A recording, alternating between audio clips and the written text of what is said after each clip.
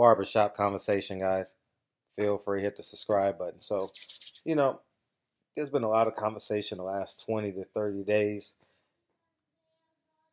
Thank you, Lincoln. And what I just want to talk about is just level all the emotions off and just be the calm and the storm as it relates to making fights with top rank and PBC fighters and Fox versus ESPN. And let's just use practicality just for a second, right?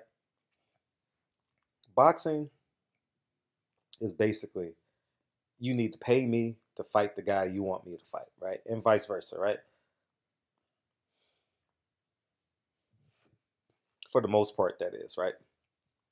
There are fighters that will fight now to get paid later, and that's respectable as well. But for the most part, we're all clamoring for, right? Boxing fans obviously are clamoring for Vasyl Lomachenko versus Mikey Garcia, Lomachenko versus Tank Davis, uh, Crawford versus uh, uh,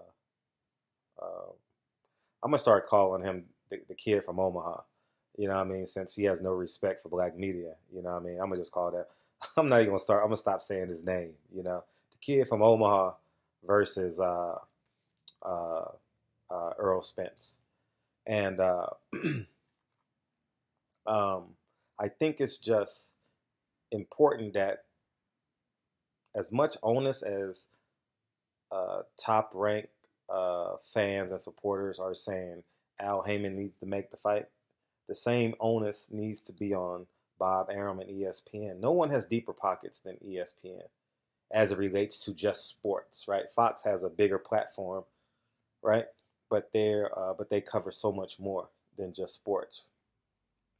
And I think it's just incredibly important that we tell Bob Arum, make the fight, put the money up to make the fight. If Bob, listen, if Bob Arum can give Tyson Fury X amount of dollars, he can give X amount of dollars to Mikey Garcia, um, Tank Davis per se, or Earl Spence to make these fights happen, and whoever else, whether it's at the light heavyweight division, those guys aren't fighting each other, and he has a WBC champion. Uh, I think Bob Arum should be under the gun. Bob Arum should be held accountable. Bob Arum is promoting very lazily now. You know, he's not on these streets promoting the fight uh, with his fighter in mind. He's promoting like Batman versus Joker. Is it Batman? Yeah, Batman versus Joker, right? Superman versus Lex Luger, right? He's like he mentions his enemies' names, and that gets headlines. We don't see media junkets from none of these top ranked fighters. They're not in commercials. They're not promoting cars.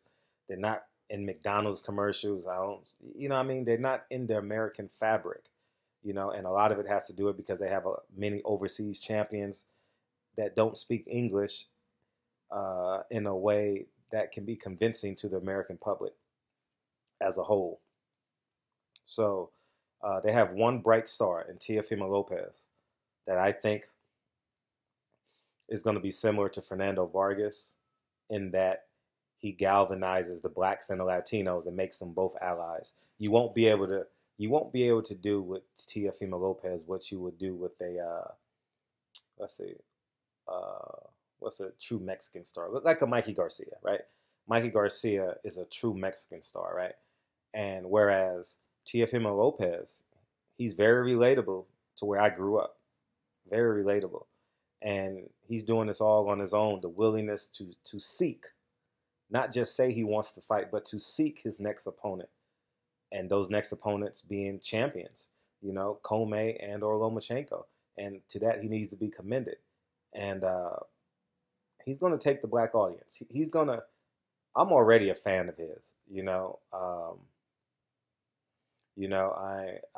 I'm excited about his future. I'm excited about where he's going. I love his brashness.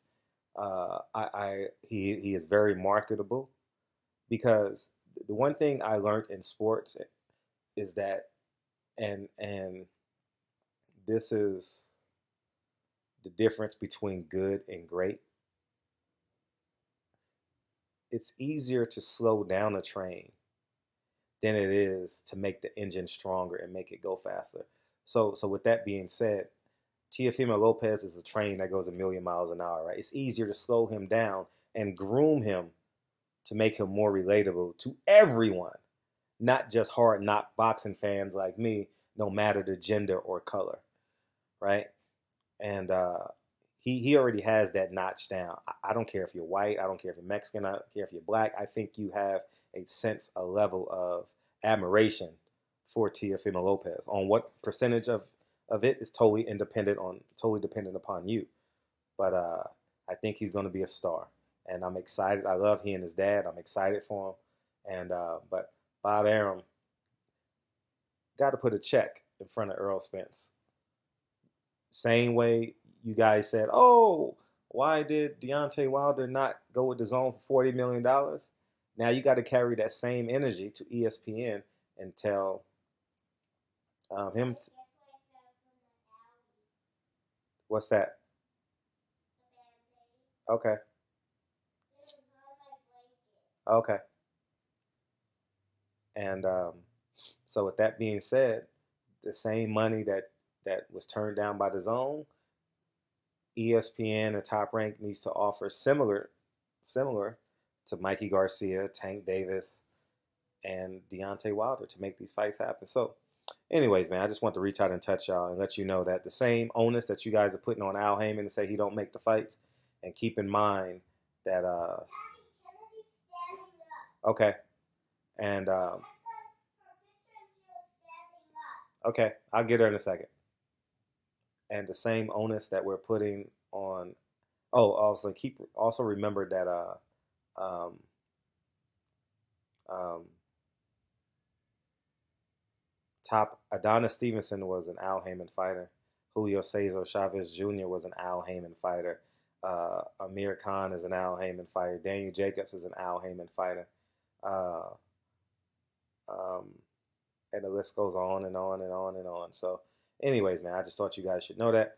Barbershop Conversations, feel free to hit the subscribe button. The kids are done with their nap, and now it's time to go play. I'll holla. Peace.